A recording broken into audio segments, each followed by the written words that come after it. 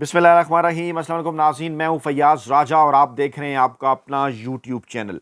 दोस्तों, पाकिस्तान की असली इस्टेब्लिशमेंट के जाली और ख़ुद साख्ता तर्जुमान ने डील डील की रट लगा रखी है, मगर इस्लामाबाद के बाखबर हलकों का ये दावा है कि सही मानों में पहली मरतबा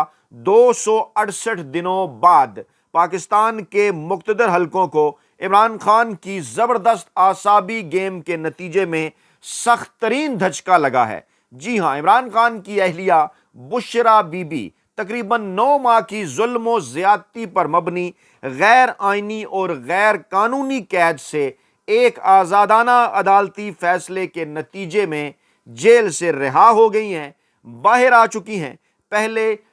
बनीगाला पहुंची और अब पेशावर या लाहौर, दो ऑप्शन उनके पास मौजूद हैं, जाने की इत्तलात हैं। और बाइज्जत जमानत पर जो है वो जमानत पर बाइज्जत बरी हुई, किसी किस्म की कोई डील का नतीजा नहीं। लेकिन खुद साख्ता तर्जुमानों ने ये डील की रट सिर्फ इसलिए लगाई, इसी प्लेटफार्म पर हम आपको ये बात पहले भी बता चुके कि अब क्योंकि नवंबर के महीने में इस बड़े फैसले के बाद इमरान खान की भी जो है वो बाइज्जत रहाई के हवाले से ग्राउंड सेट है, बुनियाद रखी जा चुकी है। और पाकिस्तान तहरीक इंसाफ पर अमूमी और ख़ास तौर पर इमरान खान और बुशरा बीबी पर जो कड़ा वक्त था, वो उन्होंने बड़े ही बहादराना अंदाज में उसका मुकाबला किया। अब वो वक्त कट चुका है और जल्द बुशरा बीबी के बाद इमरान खान भी पाकिस्तानी अवाम के दरमियान होंगे। और इसी दौरान काजी जा रहा है। जी हाँ, काजी फैज़ ईसा का जुल्म और जबर पर मुश्तमिल ये दौर कल ख़त्म होने को है।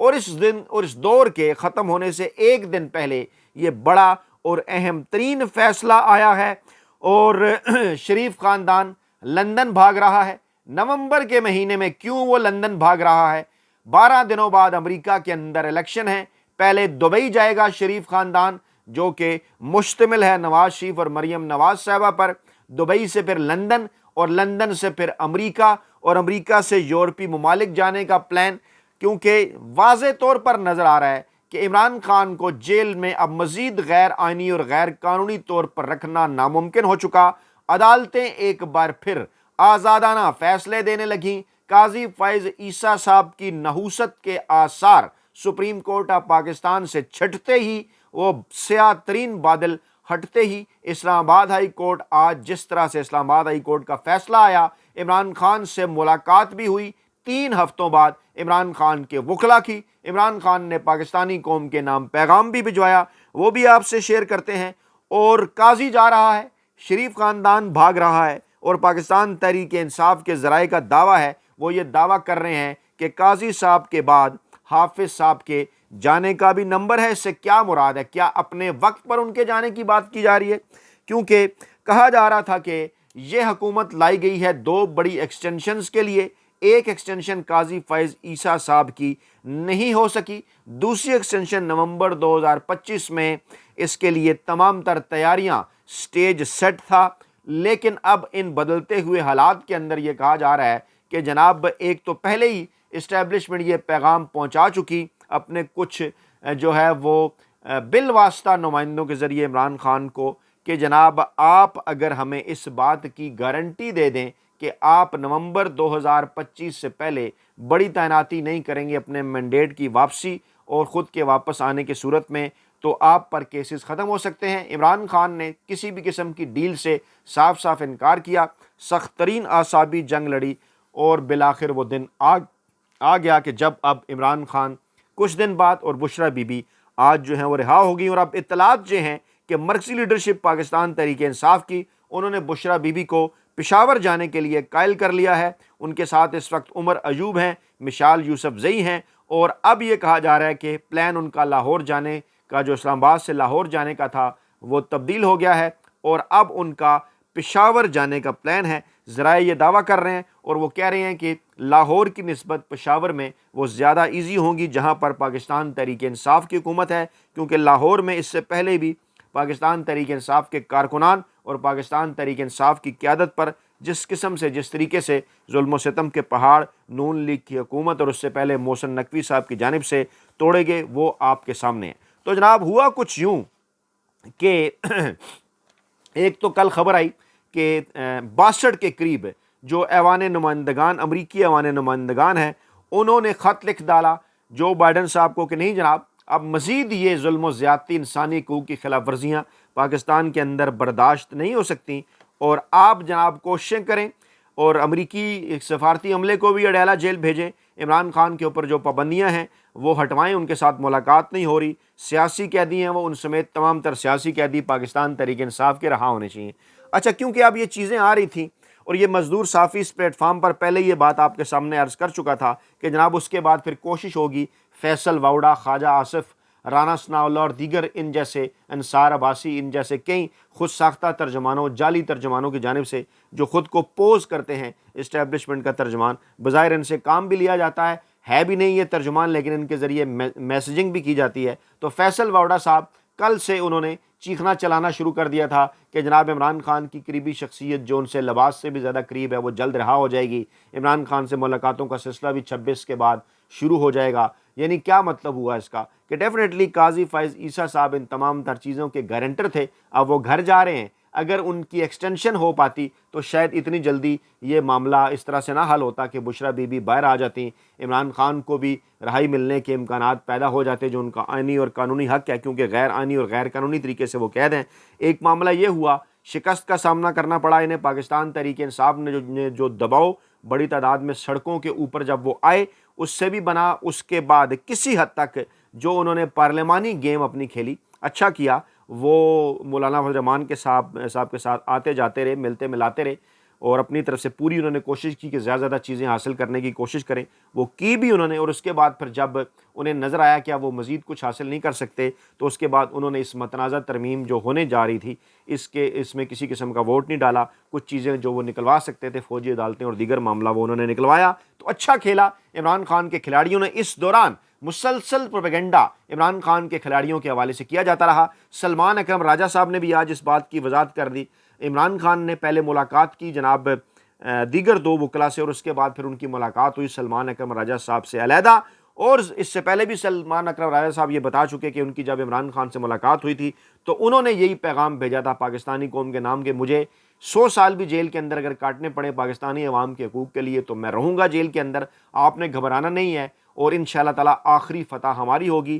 جلد جو ہے وہ ہماری گیم کا آغاز ہوگا، ہم نے انتظار کیا ہے اور ان اننگز ختم ہو چکی مافیا ہینڈلرز اور سہولت کاروں کی، بھرپور ہم نے ان کی اننگز کا مقابلہ کیا، اب ہماری اننگز کا آغاز ہونے جا رہا ہے۔ عمران خان جو دنیا میں ایک بہترین ٹیسٹ پلیئر اور بہترین ٹیسٹ کپتان کے طور پر جانے جاتے ہیں، بالکل بھی وہ T20 پلیئر نہیں سیاست کے، اور کئی T20 پلیئر سیاست کے آتے جاتے رہے، لیکن عمران خان نے مضبوط اعصاب کی بنیاد پر سیاست کا بھی ٹیسٹ پلیئر ہونے کا جو دعویٰ تھا وہ انہوں نے اس کو سچ ثابت کر دکھایا، اور جس طریقے سے انہوں نے بڑے ہی شاندار اور دلیرانہ انداز میں یہ جیل بھی کاٹی، تکلیفیں بھی برداشت کی پاکستانی عوام کے لیے، ان کی پوری فیملی کے ساتھ جو کچھ کیا گیا وہ آپ کے سامنے ہے۔ ان کی اہلیہ 9 ماہ کے قریب عرصے 31 جنوری سے لے کر 24 اکتوبر تک تقریباً 268 دن بنتے ہیں، یہ جیل میں انہوں نے بہادری سے تمام ظلم و ستم کا مقابلہ کیا۔ گزشتہ 3 ہفتوں سے ان کی دونوں بہنیں بھی جیل کے اندر ہیں۔ عمران خان تو خیر کو تو تقریباً 1.25 سال ہو گیا، جن کے متعلق کہا جا رہا تھا کہ وہ 1.25 دن بھی نہیں کاٹ پائیں گے۔ تو اس طرح سے عمران خان نے نہ صرف مافیا ہینڈلرز اور سہولت کاروں کو بلکہ وڈے اینکروں، ویلے کالم نگاروں، ملازم صحافیوں، چھ دانشوروں اور گاف تجزیہ گاروں کے ان سارے دعووں کو بھی شکست دے دی ہے جو ان کی جانب سے مختلف ٹی وی چینلز کی سکرین پر بیٹھ کر عمران خان کے بغض میں کیے جاتے تھے۔ تو جناب اچھے دن آگے پاکستان تحریک انصاف کے لیے۔ کل اگر 2 خوشخبریاں تھیں تو آج کہا جا رہا ہے کہ ڈبل 4 خوشخبریوں کا دن ہے، اور ایک ایک کر کے عمران خان کے اوپر جو ظلم و ستم کے پہاڑ عمران خان اور پاکستان تحریک انصاف کے کارکنوں پر توڑے گئے، اب وقت آ گیا ہے۔ پاکستان تحریک انصاف کے ذرائع کا یہ دعویٰ ہے کہ وہ کسی قسم کی پرسنل وکٹمائزیشن میں تو ہرگز نہیں جائیں گے، لیکن آئین اور قانون کے تحت جو کچھ ان سے ممکن ہو سکا اس کو وہ ہرگز جو ہے وہ نہیں روکیں گے، بلکہ اس کو ہرگز وہ ممکن بنائیں گے۔ بلاول بھٹو زرداری صاحب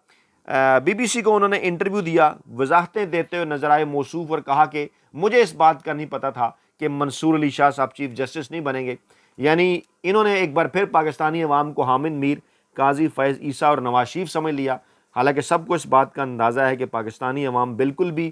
جو ہے وہ ان کی کسی بات پر یقین کرنے کے لیے تیار نہیں ہے۔ ان کے جو رکن تھے، ان کے جو لوگ تھے 3 پارلیمانی کمیٹی کے، کیا وہ بلاول بھٹو زرداری صاحب کی اجازت کے بغیر کسی اور کو ووٹ دے سکتے تھے؟ تو انہوں نے وہاں پر منصور علی شاہ صاحب کو ووٹ نہیں دیا، اور بلاول بھٹو زرداری صاحب کہہ رہے ہیں کہ مجھے پتہ نہیں تھا۔ وہ ان کے مراد علی شاہ اور دیگر لوگ، جلسے میں تقریر آپ نے ان کی سنی ہوگی کہ وہ کیا فرما رہے ہیں۔ ان کے وہ کہتے ہیں نا کہ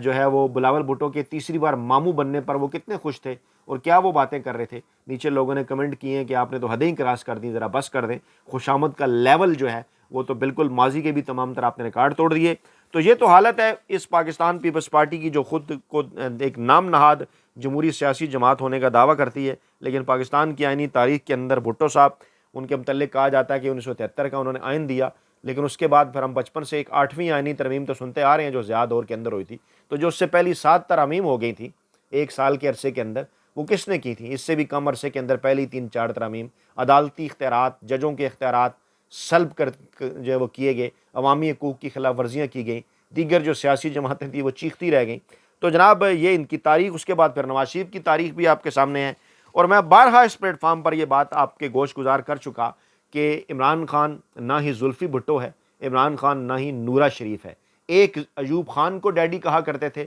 دوسرے صاحب کے روحانی باپ جنرل ضیاء الحق تھے، لیکن عمران خان نے جس طرح سے ڈٹ کر یہ مقابلہ کیا، اور کچھ لوگ کہتے ہیں جناب نواز شریف تو بتدریج آگے بڑھے۔ یہ کون سا بتدریج ہے کہ آپ سیاست میں آتے ہیں اور ساتھ ہی آپ صوبائی وزیر بن جاتے ہیں، پھر وزیر اعلیٰ بن جاتے ہیں، پھر وزیر اعظم بن جاتے ہیں، پھر 2/3 اکثریت آپ کو دلوا دی جاتی ہے، اور پھر اس کے بعد اسٹیبلشمنٹ ساری آپ کے ساتھ، عدلیہ ساری آپ کے ساتھ، میڈیا بیوروکریسی آپ کے ساتھ، بے نظیر کا آپ ناطقہ بند کر کے رکھتے ہیں 90 کی دہائی کے اندر، اور آپ کہتے ہیں بتدریج ہوا۔ بتدریج تو عمران خان ہوا نا جناب، کس طرح سے انہوں نے 1996 سے لے کر اور اس کے بعد پھر 2011 تک 15 برسوں میں پوری ایک جنریشن کی انہوں نے آبیاری کی، اور پھر آخرکار وہ اس ایج پر پہنچی کہ ان کے جلسے کے اندر بھی انہیں ووٹ بھی کیا۔ 2013 میں عمران خان کا راستہ روکا گیا، 2013 میں عمران خان اپوزیشن لیڈر بننے جا رہے تھے، ان کا راستہ روکا گیا۔ 2018 کے اندر عمران خان 2/3 اکثریت حاصل کرنے جا رہے تھے، ان کا راستہ روکا گیا،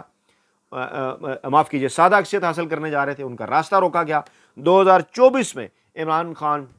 جناب 2/3 اکثریت انہوں نے حاصل کی، اور ایک مرتبہ پھر انہوں نے راستہ روکا، لیکن اب وہ وقت دور نہیں، انشاءاللہ تعالی بہت نزدیک ہے، اور ذرائع یہ دعویٰ کر رہے ہیں کہ 2 چیزیں ممکنہ طور پر اگلے 1 برس کے اندر ہو سکتی ہیں،